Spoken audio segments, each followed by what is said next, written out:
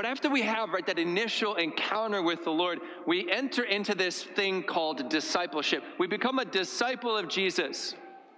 Okay, to be a disciple simply means this: to sit at the feet of the master.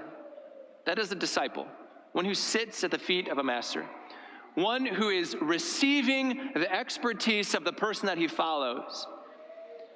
And as Jesus comes into relationship with us, this is the first thing he always does. He just sits us down and he says, I want you to watch me. I want you to watch how I work. I want you to watch me speak. I want you to hear my words. To be a disciple is a posture of reception, where we take in all of the good stuff, and we'll love it. Discipleship in that respect is easy. It's like, man, you just cook me the best food you know how to cook. I'll eat it all day. I will receive that food. I love it. But as we walk with Jesus, and as our relationship with Jesus matures, sooner or later, he makes a change towards us. And he says, okay, you've had time to watch me. You've observed how I work in your life, the kinds of words that I speak to you in your prayer, in your conversations with other people. You've seen how I've changed your life. You may have seen how I've changed other people's lives. And now it's time for you to do what you've seen me do. And this is the moment when a disciple becomes an apostle. The disciple is one who sits at the feet of the master. The apostle is the one who is sent. Right? It's like two sides of the coin in our relationship with the Lord. We have to be receiving from Jesus, but not just that. We're actually called to go out. Jesus intends to send all of us out on mission to do the things that we've seen Jesus do. And in Mark chapter 6, this morning's very gospel, we get the ground rules. Because Jesus knows the human heart, and he's quite well aware of how we might receive this mission of being an apostle. Because the natural inclination for anyone when they're asked by Jesus, right, to enter into this kind of life of being an apostle, the first thing we're like is, ooh, man, I don't know, dude. You sure you want me going on? You want me to go talk about you to other people? Like, right? We kind of hem, we haw, we're like, dude, we're just not so sure. Think about it this way.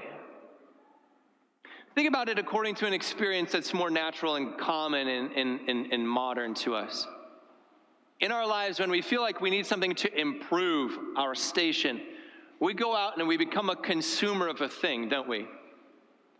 We're like, I need to receive a thing that's going to make my life better. And that can be any manner number of things. It might even be a wallet, for example. You have this problem in your life that you need to solve. You're like, I have a problem.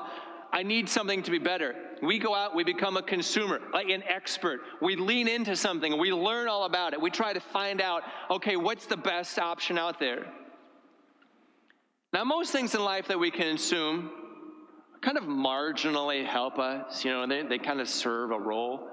Every once in a while, we come across something that really legitimately changes our life for the better. We're like, dude, this isn't just good, this is awesome.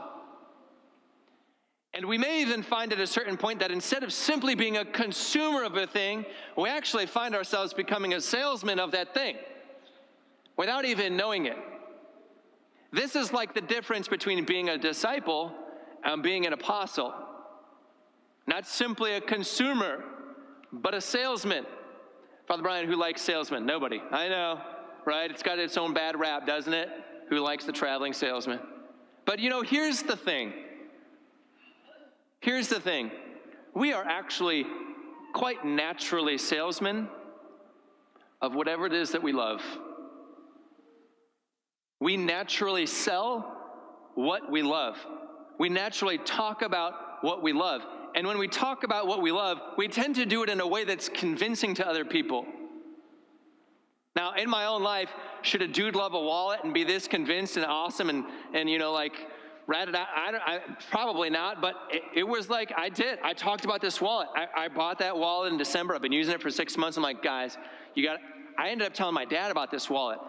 I sold this wallet to my dad, My dad actually went out to the same Amazon website and bought like 4 models of the thing, and he's like, I got to find out which one of these I want.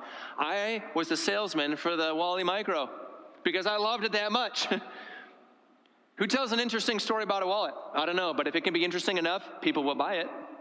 Proof positive, right? We love a thing, we're going to sell that thing. And when Jesus says, I need you to sell what you love, right? In a sense, right? To fall in love with Jesus eventually brings us to a place where we just kind of naturally talk about it. And since we love it, and since we love him, we kind of naturally just bring him about in our conversations in a way that can be convincing.